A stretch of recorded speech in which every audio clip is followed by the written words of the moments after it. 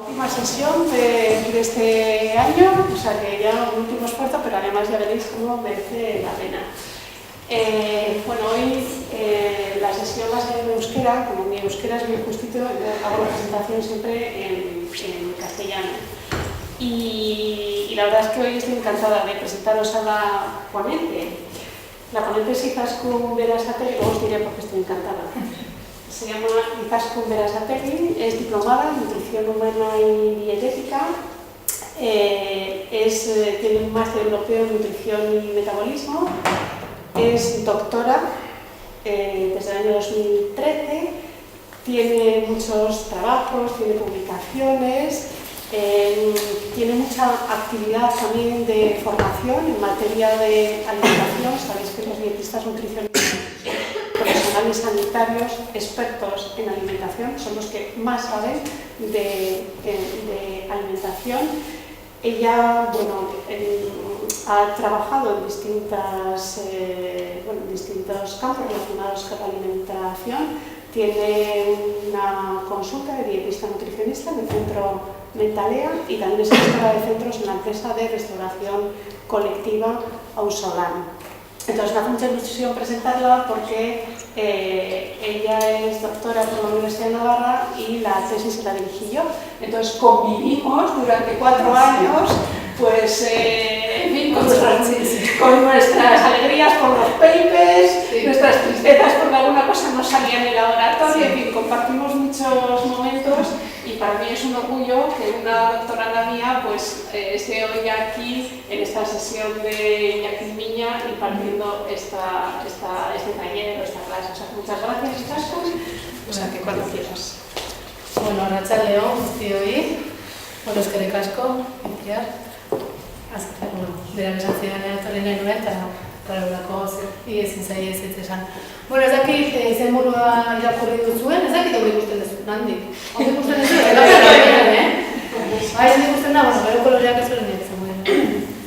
Bueno, irakurri duzuen izenburua, gaztea naizenez edo zer jan dezake. Zer iruditzen zaizue, horrela dela, edo ez, nahi duzuena jaten duzue, zaintzen duzue zuen elikadura. Benetan jaten duzue? Nahi duzuen guzti ez? Zer ez duzue jaten? Arraina. Arraina ez duzue arrainik jaten. Zematetan probatu duzu, edo kume txiki ezea, zematetan probatu duzu?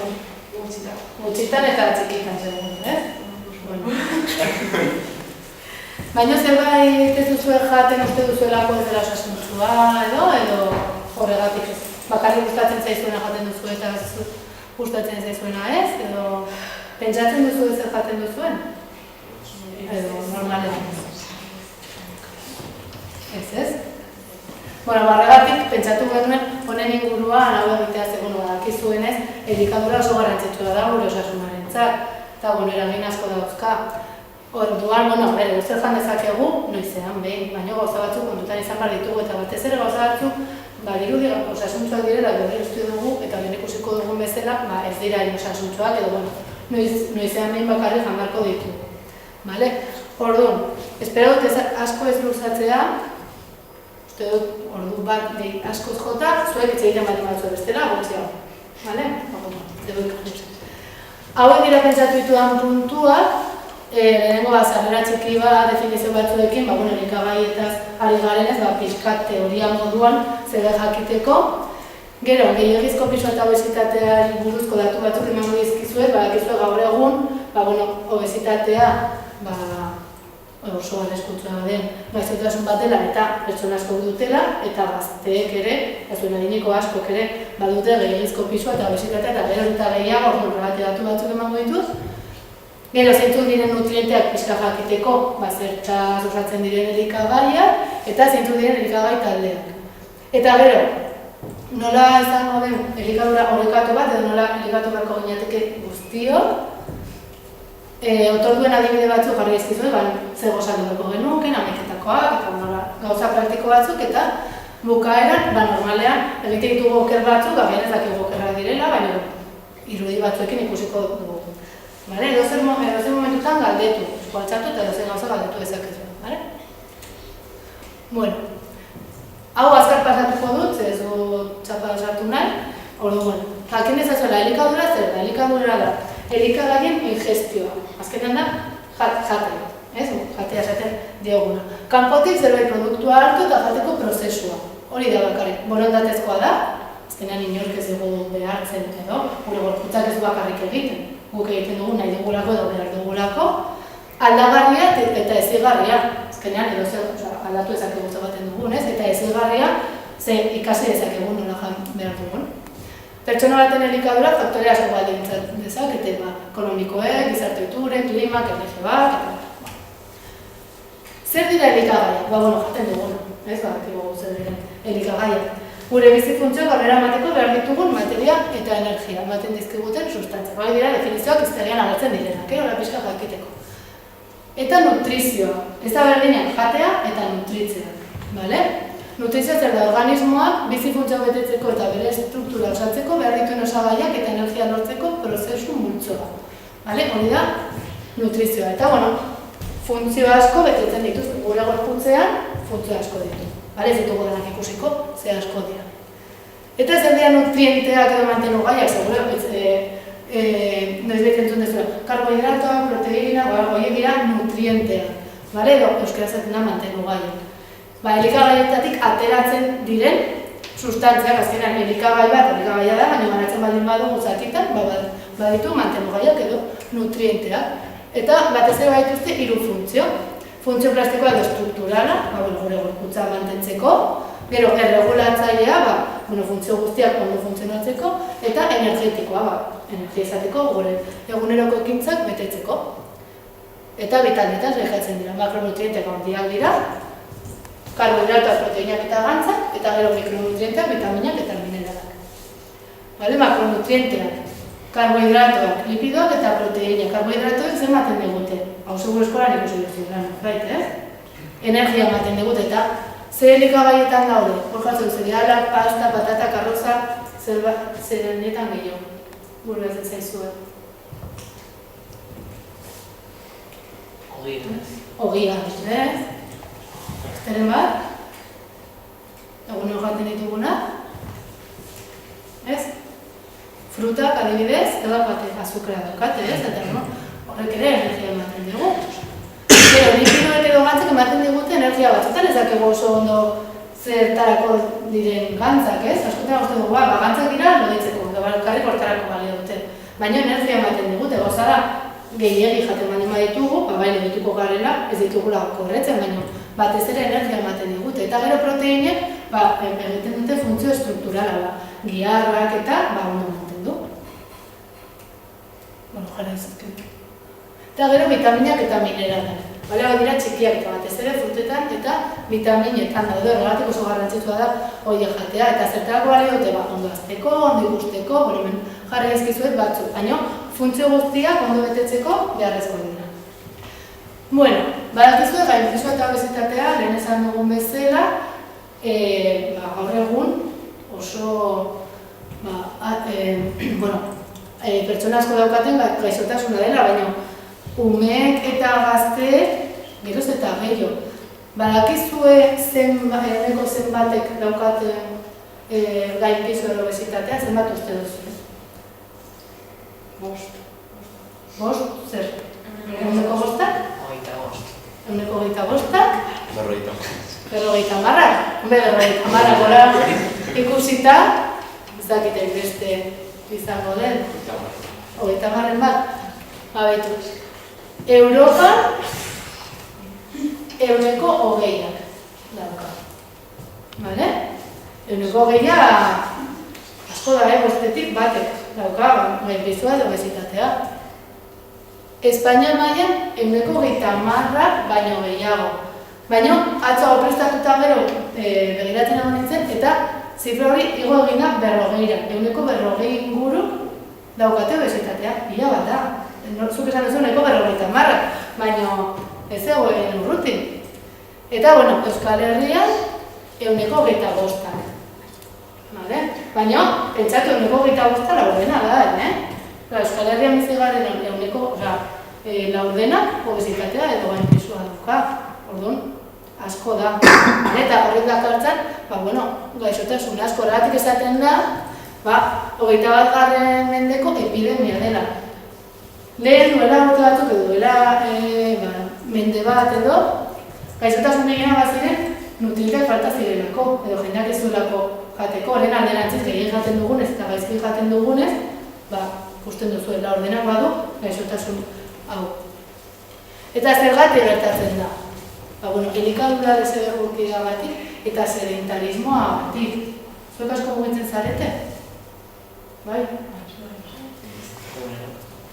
Azkenean goiz osoa, geldi ez, klasean.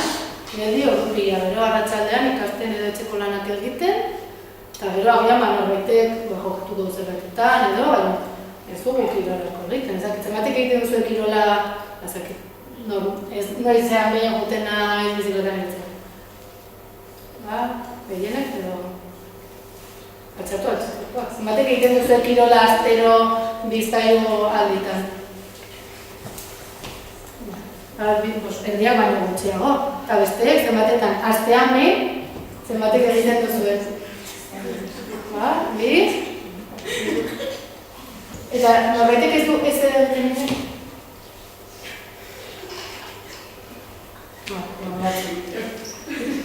Nahiz eta ondo fan, ez baldin bagara mugitzen, ere, arrisku hori daukagu. Eta zeintzuk dira obesitatearekin erlazionatzen diren gaixotasunak?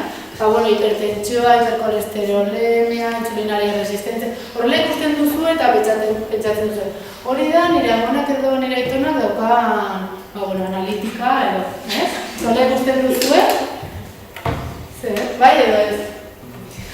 Bai. Zuetako norbait badauka horreko zerbait? Bai?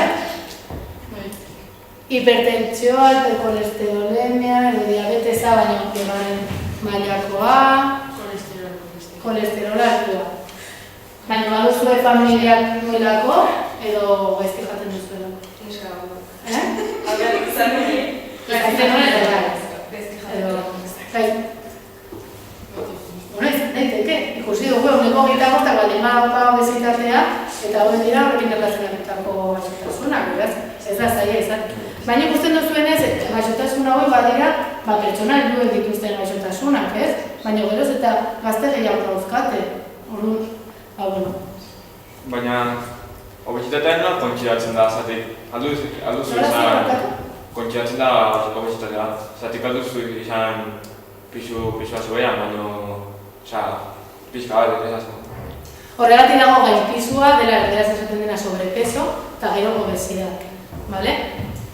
Horregatik biak bereizten dira, gainpisua da pisu altua baina ez dela oraindik obesitatea eta gero ja pisu batetik gora bada obesitatea. Ez da bakarrik pisuaren arabera, baita ere da gorputzaren konposaketaren arabera, ez da berdina muskula izatea edo gantza izatea. Hau da gantza izatea, obesitatea da gantza izatea, baina gehiago daukagu maila altuenetik gora. Agian batzuk ez, baina seguro orain neurtuko bagenitu gorputz guztiak, gehienek izango genuela, gantz gehiegi. Edo agian pisua ez, baina gantza bai.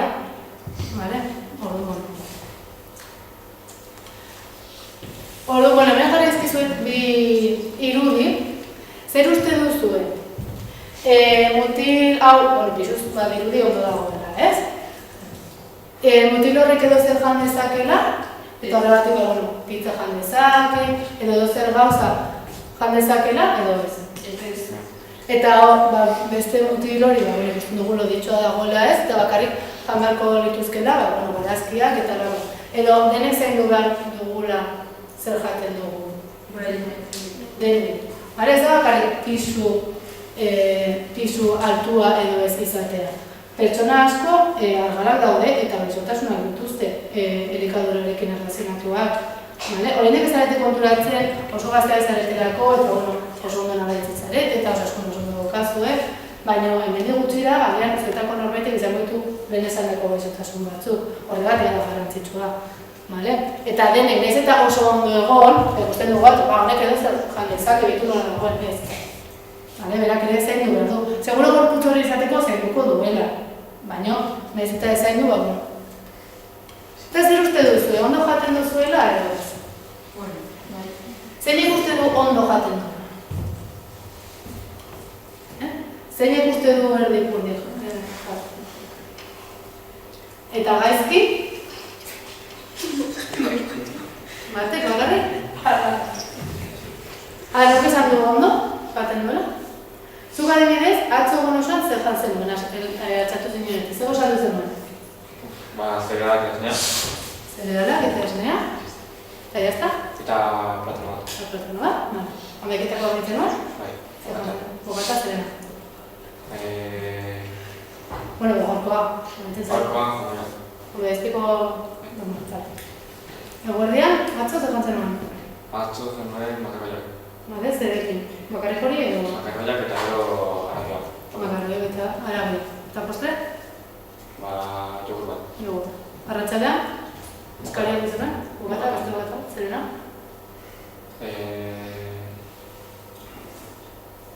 Zara horretzen? Ez. Atzo arratxaldean? Txorizo. Txorizo. Zer bat gehiago, jantzenen arratxaldean? Sagar bat. Sagar. Eta gauean? Aragia. Aragia? Aragia. Bakarrik aragia. Bale, eta postre? Beste jogur bat. Beste jogur bat. Bale. Zer uste duzu? Ondo dagoela, erdipurdi, gaizki... Hortik gara? Aragia asko ez.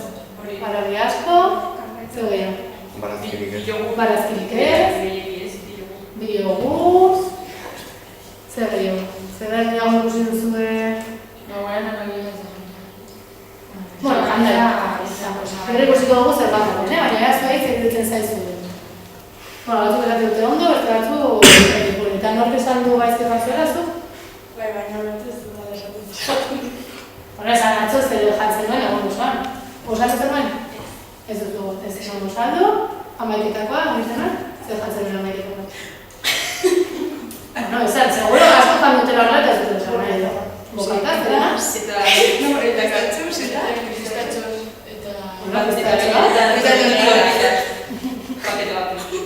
Tortitak eta pizkatxoak ez dago, ezki? Bai, baina bukatza ere. Eta bukatza, Osa, baina gozatzen, gozatzen izango du. Gero gorrian, gaztatu zenuen, ara ez, hartzeo? Bai. Zer jantzen nuen, hori zizara? Eskola, bukata bat. Eta gau, egazkatu duzu.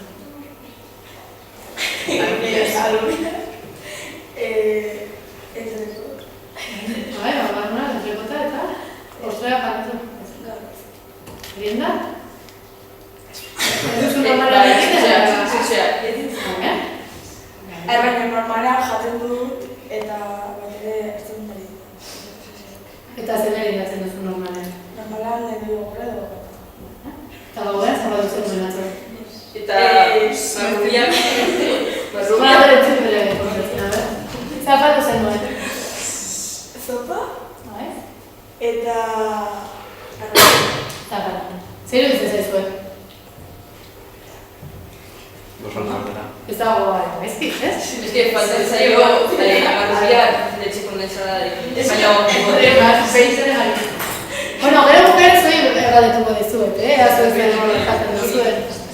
Bueno, ezagutzen duzuen elikagai piramidea, ez? Bai, ikusi duzu klasean?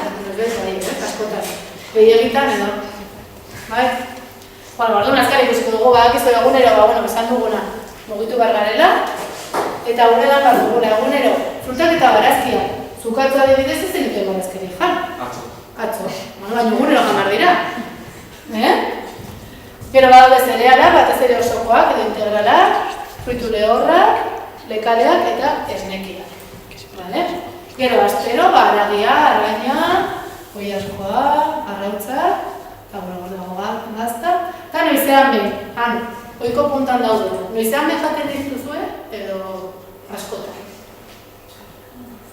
Zein jaten du olako zerbait, dago freskagarri bat, patata batzuk, opil bat... Egunero, normalmente jaten du olakoren bat? Ez? Astero? Astero jaten duzu olakorik? Astero. Baina ikusten duzuen bezala, astero hau da. Bai, ez da goikoa. Orduan, dakit oso ondo jaten duzuen, orokorrean. Denek egite dituzuen 5 ordu? Bat. Bai? Nork ez ditu gozatu egiten? Zer ez duzu egiten? Gosaria, ez du? Amaiketako eta merienda, zu? Askaria? Askaria eta... Handik norbaitek ere antzatu duzua. Zer ez duzu egiten? Gosaria ez duzu egiten. Zuek? Gosaria eta merienda. Nek ez duzu gozatzen? Balena batzara. Zergatik ez duzu gozatzen? Norbait leku gozatzen, mehan ez duzu gozatzen. Baina beti izan digute ez, oso garrantzitsua dela gozatzea. Eta nabaritzen da, eta presena barituko duzue. Ikusten da, ikusi da, ikerketa batzutan, nola gozatzen duten pertsonek notogeak entzatzen dituzten. Eta hori hori da. Orduan, edo lagundu ezak egiten. Bueno. Nor gozatzen du olako zerbait normalen? Edo kolakao, galleta, poteko zukuren bat, moldeko ogia, zerealak... Altxatu edo gabe, Nor jate ditu iaia gunero olako gauza? Gehienek, Eta ze uste duzu? Gauza horiek piramidean, ikusugun piramidean, nun daude? Goian edo behan? Goian, dena goian daude. Baina energia hartzeko, energia hartzeko beste modu batzu daude hori ikusiko dugun bezala. Eta jate maduzu baino, ezasko. Baina kantitatean edo askotan? Kantitatean. Baina, goian balen daude, noizean bi bakarrik hartu behar ditugu, ez ditugu egunero hartu behar. Eta galleta bat duzuteiz, integralak. Bezita integralak izan, piramidean goiko aldean dago. Baina ikusiko ditugu adibide batzuk, bale? Beitu, gozariak izan behar ditu 3 gauza. Esneki bat, zereal bat eta fruta bat. Bale? 3 gauza. Batzuta esaten dugu, 3 gauza gozatzea gehiagin. Baina badaude moduak, hau errazkateko. Hau da, normalean, esaten duguna era gozari ideala, ez? Edo esnea, tostada, olibalioarekin, eta kiboi bat adibidez. Baina norbaiteko gozatzen du? Gozatzen duzu bai. Behi esnea ez. Orduan ez da esnea izango, ez? Zer da? Olo edaria, baina ez da esnekia, bale? Baina, hau ez da modu bakarra. Adibidez, kolakao pizkara gotatzen bat ega diogu edo kolakao ez egin bat, bale? Tostada, agian, ez bolioa gustatzen dago, ez da gustatzen dugu zerbait gozoa. Mermelada pixka bat. Igual fruta oso bat jatea, gustatzen zaigu bat, zuku bat egin dezakegu, erosi partez egin etxean. Naranja bat hartu eta nahiko. Hau gehiago gustatzen zaizue, osatzeko, hobeto, beste baino edo. Beste bat, adibidez. Jogurra zerealekin eta fruta pixka batekin. Baina zereal botatzen dizuen. Bagizue, normalen azukre asko dutela, txokolata izaten dutela, orduan, muesli antzekoak bete hobeak dira. Orduan, olako bat prestatzeak zenbat kostatzen du, 2 minutu, bat, eta dana batera jaten baden badugu, 5 minututan, ez duzu oso goiz altxatu behar. 5 minuturekin, baduzu prestatzeko denbora eta gero jateko. Eta asko lehen gustatzen zaila. Gehiago. Hau da, tostada bat, gazta freskoarekin edo quesito batekin eta aguakate adibidez. Eta platano bat. Hori da infusio bat, zerbait bero hartzeko, baina ez da nahi gabezuta. Hori, hau gustatzen zaizu edo ez? Probatu zuen bai? Ez jarri nazkartzen du hori. Esan ez, baina ez gustatzen eta jazta. Probatu duzuen? Probatu nahi zuen, oso gozatzeko eta segun guten zaretela institutora ja beste motivazio batekin. Edo hau, arroz esnea. Gustatzen zaizu arroz esnea? Batzuei, bai, zuri asko gustatzen zaizu. Gozatzeko. Bago esnea, orduan esnekia, arroza zegoen bat da. Eta gero fruta batekin, minutarria gardu, baina mandarina bat izan daiteke.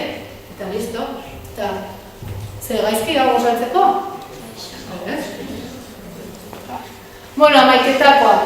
Esan diazu, bokata eramaten duzuela, derrira eramaten duzuela bokata edo beste zer eramaten duzuela. Zer gauza eramaten duzuela? Sagarra, fruta? Fruitu lehorra. Fruitu lehorra, zer gehiago? Hemen aurrean.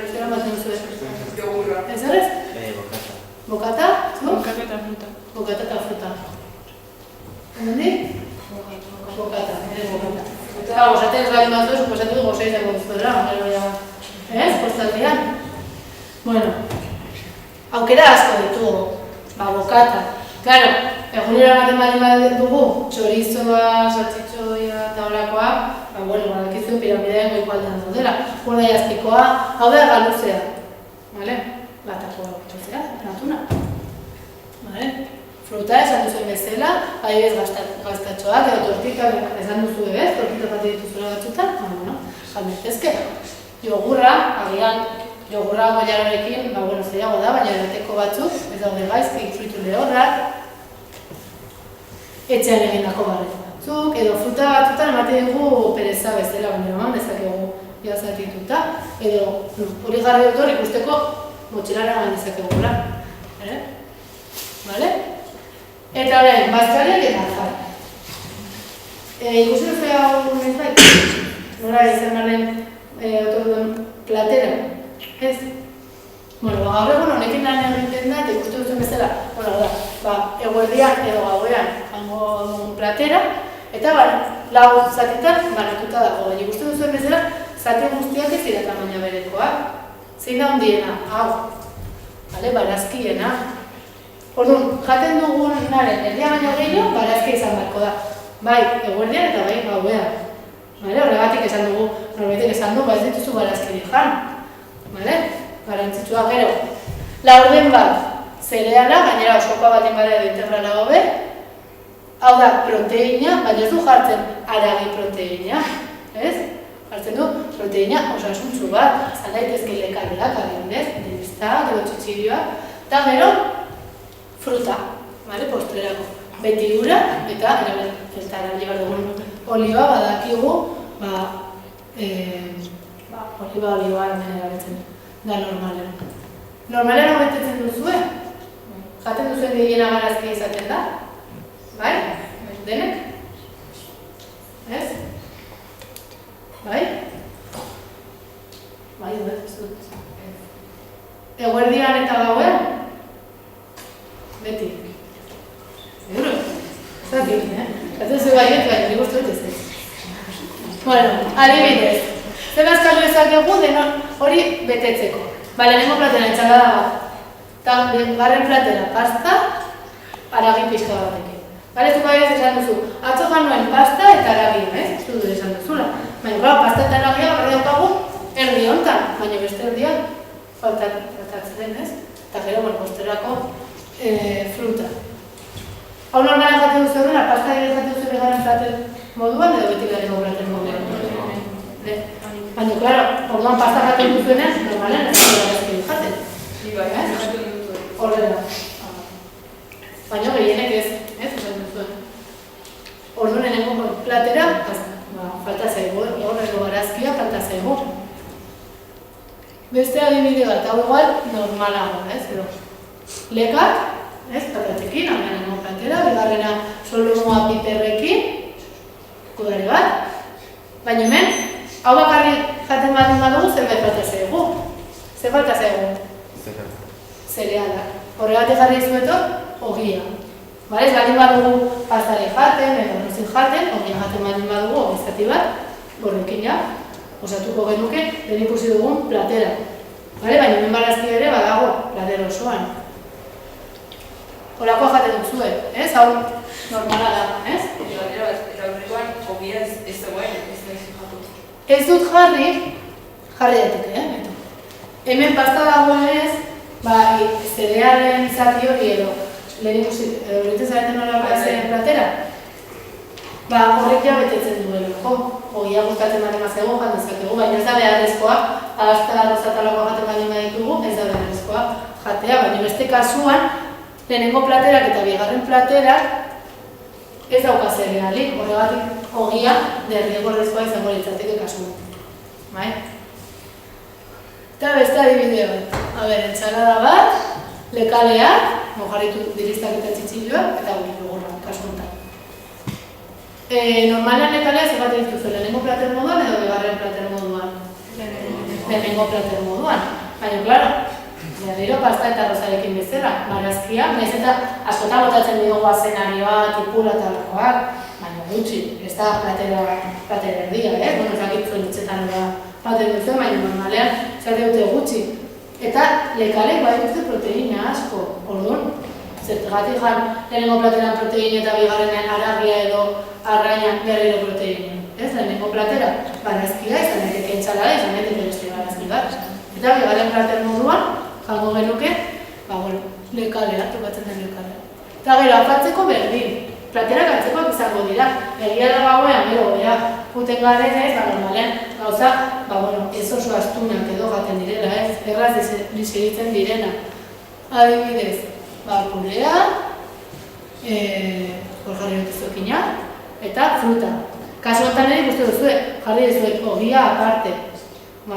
Ze bestela ez dauka, baina hemen kasu honetan, igual, patata gutxi gano ordez, jaten bat badazue patata asko, ogirik ez dugu behar, ze ogia badugu behar dut genituen hidratonu, bale? Gero, afartzeko beste adibide bat, hau segura askotan jaten duzuela, afartzeko? Ez? Entsalada, tortilla, eta, jogurra. Baina jaten duzu entsalada edo bakarrik tortilla? Bakarrik tortilla.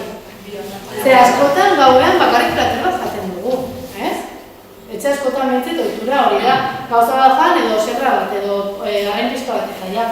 Baina, klaro, barazkia azten zedugu, orduan beti lehenengo platera bat, edo entsalada, edo barazkire bat, edo dana batera genezakegu. Adibidez, barazki tortilla bat, eta platero bakar moduan. Eta hemen jarri zuen, barazki sopa bat, oilaskoa, eta gero fruta askotan ere jarri zuen ogia. Fideo asko botatzen baldin badizkiogu, bagian ogia ez da. Normalen honakoak jaten dituzue jabiak eta bazkariak edo? Bai? Hauek dira, normalen izaten ditugun ohitura txar batzuk. Eta askok esan didazue, adibidez lehenengoa ez duzuela betetzen, gutxiegizko gozari edo ez gozatzea. Zenbatek gozatzen duzue egunero esneki bat, zereal bat eta fruta bat? Batek? Batek. Bakarrik gozatzen du ondo, zakizan bat zaudeten, eta piko.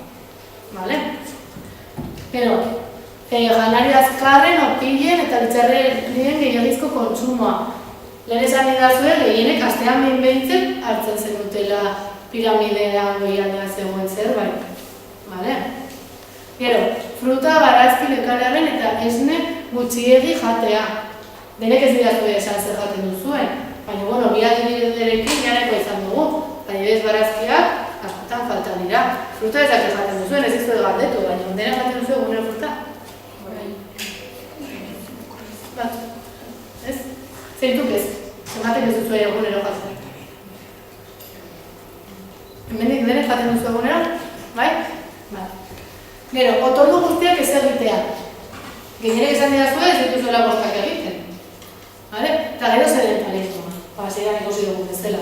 Azkenean, egun osoa, segita gaudela, edo...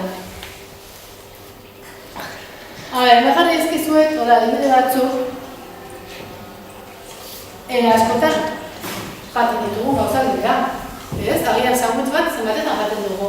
Edo txorizo bokata bat, zenbatek eramaten duzu astero lako bokataren bat institutora. Goizea. Berdin zait edo mortadela, edo saltxetxoia, edo lakoa.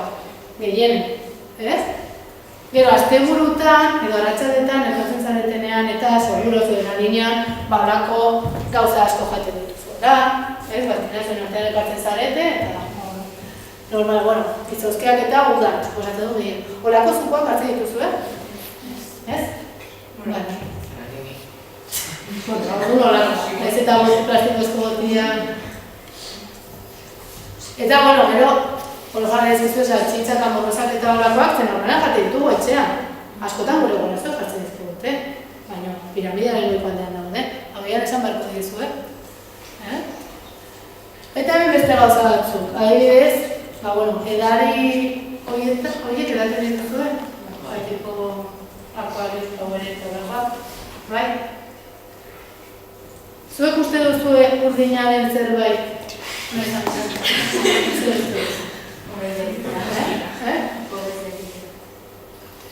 Urdina, jako horrekin edo berdea, berde fosforito, edo horako.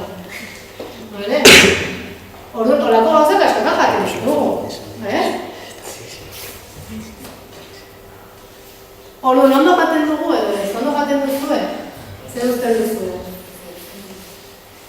Zeinek uste du bai? Orain, hau ikusita zeinek uste du ondo jaten duela. Benetan ondo jaten duela. Inork ez? Erdi ondo, erdi gaizki? Eta gaizki, edo nahiko gaizki? Bale. Eta bokatzeko, ezak ez dut, ez duzu ez galdetu, lehen galdetuko idaztu nahi duzuen, Jarri dizkizuet, bilatu ditu, hiru elikagai, iruditu zaizkik askotan jaten ditugula, eta uste dut, ez dakigula benetan zer dara matzaten elikagai hori. Adibidez, hau da, hor jaten du, keso gehiago, edo gazta, pasta eta bakatzen dira. Zer uste duzu daukala, ze ingrediente edo izango ditu gazta honek? Suposatzen da gazta. Gazta, esnea, esnearekin egiten delako, eta zer gutxi, gehiago baino, behitu, zenbat ditu. Erderaz dagoteko horrek ez du baino. Queso, mantequilla, proteína de leche, almidones modificados de patata, suero en polvo, sales de fundido, nata, sal, conservador, corrector, antiaglomerante. Zenbat esan ditu, egual amagos. Amabi, ez da gizema kontatu ditu da. Ikusten duzen bezala jaten dugun gazta ez da gazta. Baltzenek iten hainbeste osagai zituela gazta. Noiz bai, erosketak egin duzuenean, edo zuen etxeko eskariutik zerbait hartzen duzuenean, irakurtzen duzue ze osagai dituen, bai? Bai. Eta normalean zerik egitatzen diozu. Zer gauzak egitatzen. Pues horreke palma adibidez. Adibidez palma daukan, palma oliba. Baina ere, beti dituzte gauza asko, así que ziozu importantzia asko egin. Garantzitsua da, baina denek ditutenez, da, beste bat baina. Denek ez dute, baina ez dago agoturarik erosketa egiten dugunean, etiketa asko irakurtzen. Edo, pentsatu, 5 osagai baino gehiago dituzten elikagaiak ja oso osasuntsuak ez direla izango. Beste bat adibidez, jogurra. Jogur bat. Jogurrak zenbat osagai izan behar ditu. Esnea eta fermento. Eta jazta, azukrea batzutan, zakorea bat dauka. Baina behitu, leche en polvo desnatada, rehidratada, gelatina, fermentos, aroma, colorante, edulcorante. Hori da gaten duguna, ez da jogurra. Pero markaren aztea, ez dut esan denak olakoak direnik. Baina jogur bat hartzen dugu, eta ez dugu inoiz pentsatzen ea zer daukan. Eta horrako abeskola maten ditugu. Eta beste bat, moldeko ogia. Hau askotan, jendeak galetzei, zergatik dago moldeko ogia piramidearen goiko partean ogia da. Ogiak zenbat osagai izan behar ditu. Zuek etxean egin behar baldin duzu ogia, zer erabiliko zenukete? Irina? Zer? Azkeru deturpura nola? Olioa.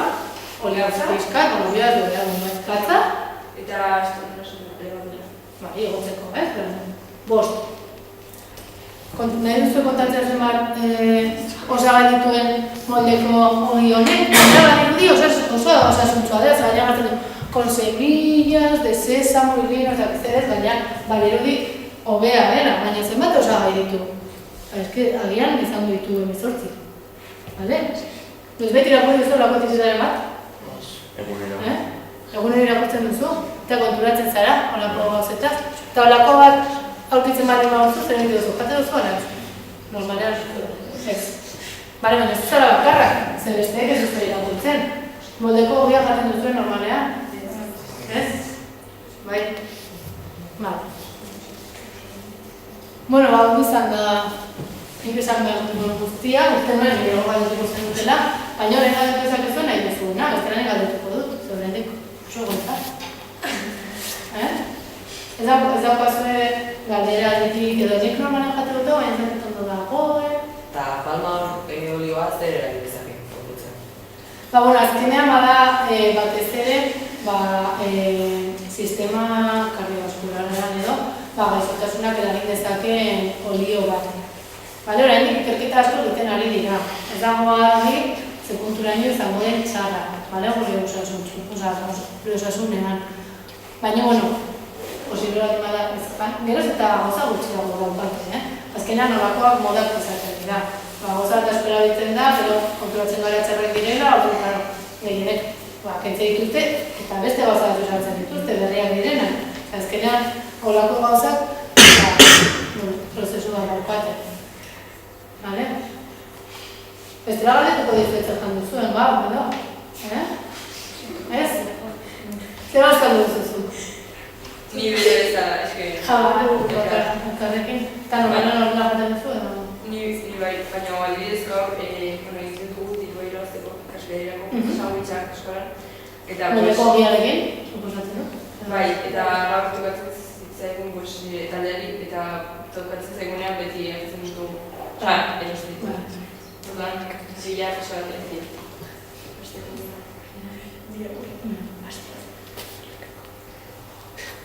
Ez daukazu galderarik, edo elikagairen bat ez dakizuela ona den, edo ez, edo zer daukaz. Edo argi daukazu ez elikagaira diren ona, zeintzuk diren ezain ona.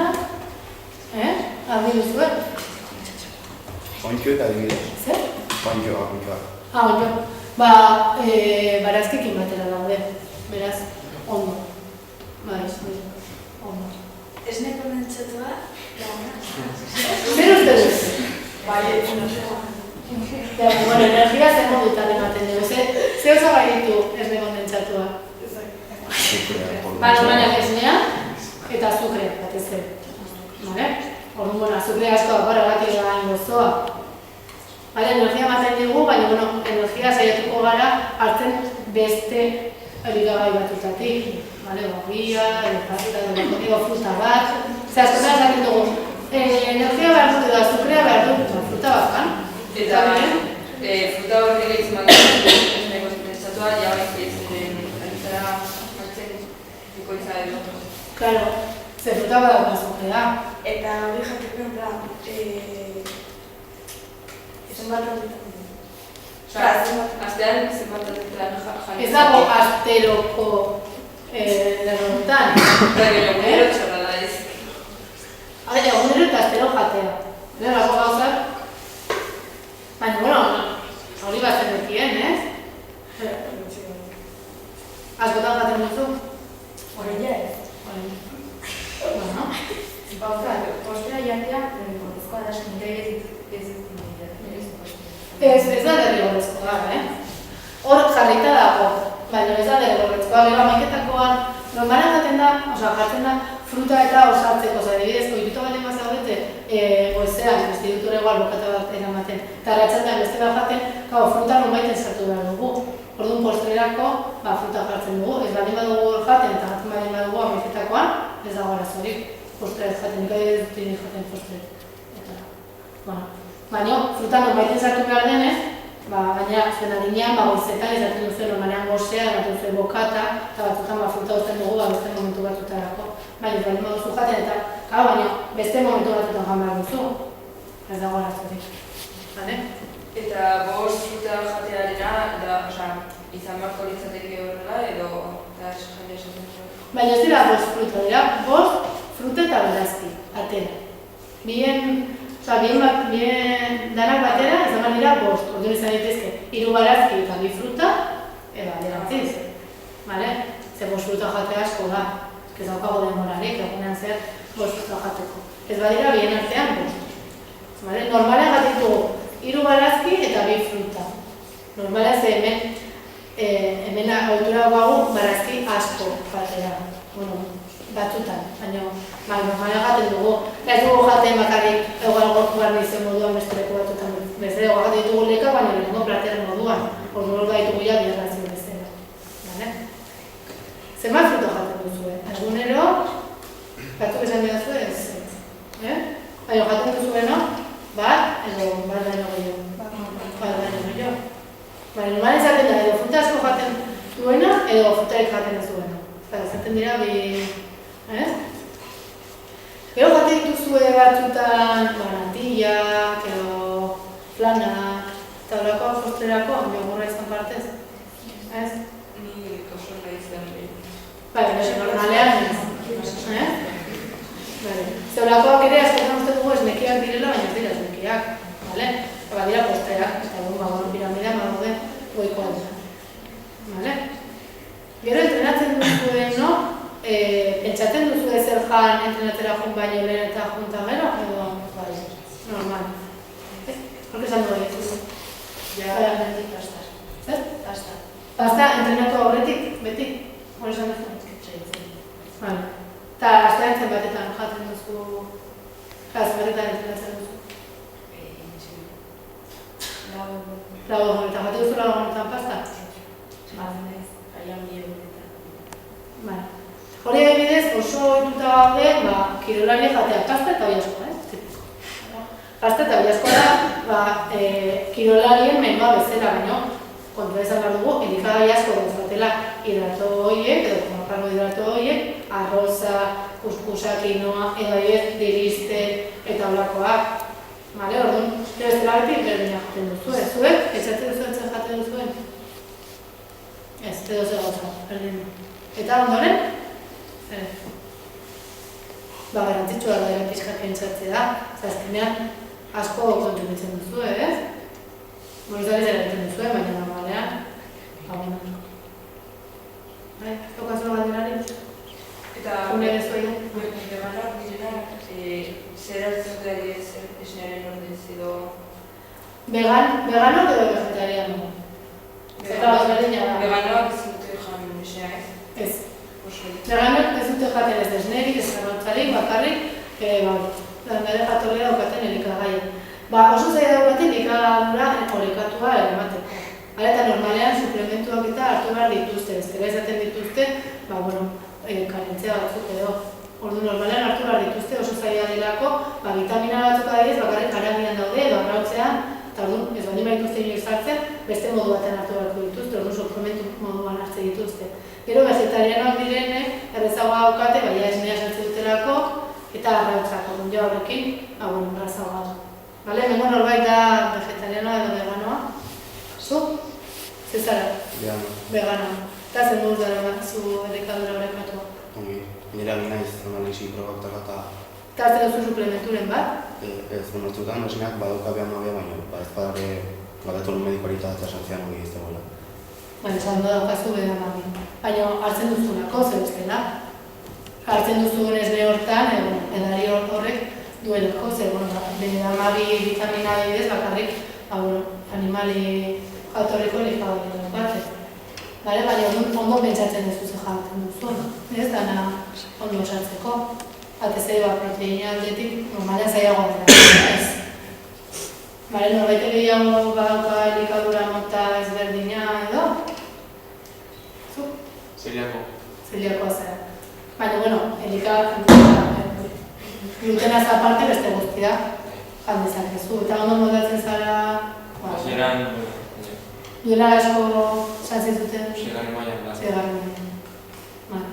Eta hobeto? Baina, kasu hortan, gariak enduta beste guztia beste gauza asko jan dezazkezu. Zutze garen dudatzen. Erderaz baina me gustaría que hables un poquito más, aunque lo has apuntado, sobre las bebidas.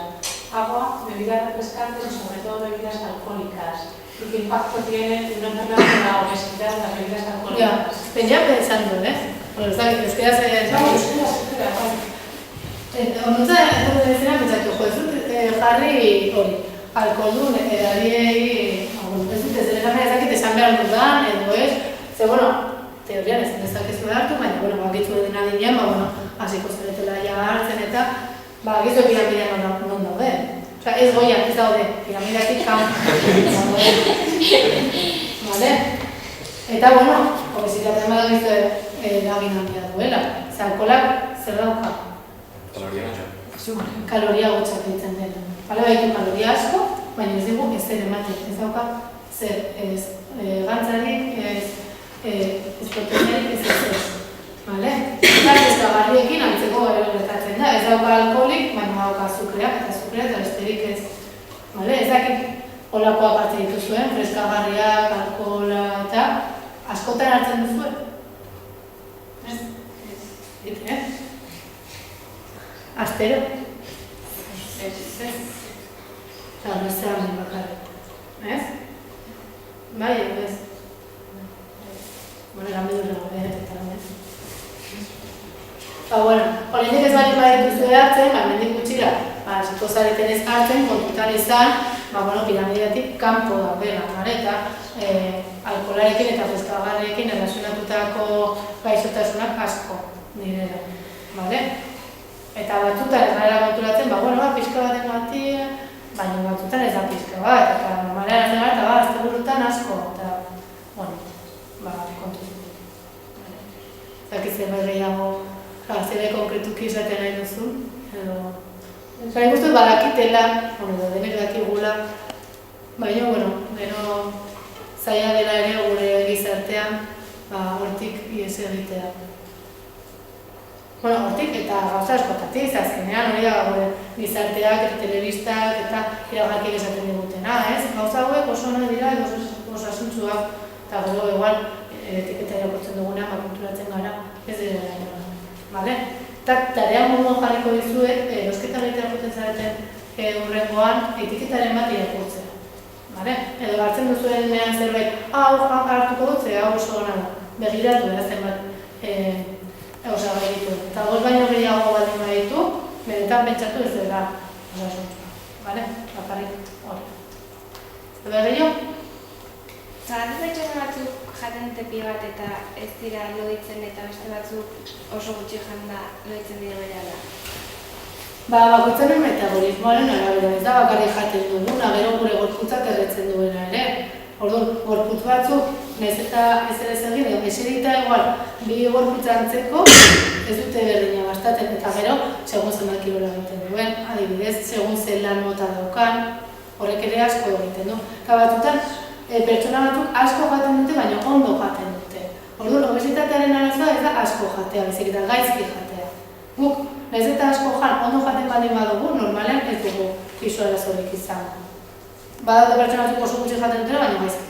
Eta ez dituzte otorduak antolatzen, egate dute asko goizean, gero eguerdean ez eta holakoak asko egiten. Azkenean, dena antolatzen baldin badugu, dena orden batean, eta ondo jaten baldin badugu, ez eta asko jan, normalean, ez dago arazorik, baina gero bakoitzaren gorputza ez berdin da. Zer gehiago? Ordua da, ez? Begiratzen ari zarete ordua? Ordua izango da, ez du baiet.